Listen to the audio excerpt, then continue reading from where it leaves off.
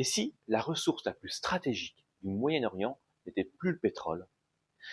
Depuis une dizaine de jours, l'actualité se porte sur le conflit au Moyen-Orient, avec une attention toute particulière pour l'or noir, le détroit d'Ormuz, les tankers, les marchés de l'énergie qui s'affolent. Mais il y a une réalité beaucoup moins visible et peut-être plus stratégique encore. Regardez cette donnée. En 1973, pour produire en France 1000 euros de PIB, il fallait environ un baril de pétrole.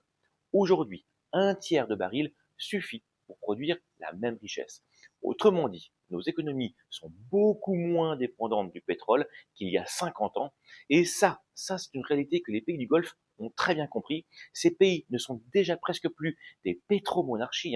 Ils diversifient leur économie, ils investissent dans la finance, dans le tourisme, l'aérien ou la tech, parce qu'ils savent que l'équilibre du monde est en train de changer. Mais il y a un autre paramètre, le climat.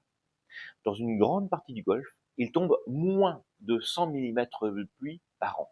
Pour bien comprendre ce que signifie 100 mm. 100 mm de pluie, c'est 100 litres d'eau sur 1 mètre carré, sur toute une année. C'est même pas 10 seaux d'eau déversés sur la surface d'une petite table d'1 mètre de côté en 12 mois. À titre de comparaison, à Paris, on reçoit environ 650 mm de pluie par an, c'est 6 à 7 fois plus.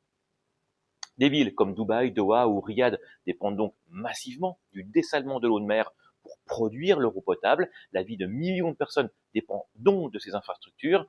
Et ces usines, elles fonctionnent comment?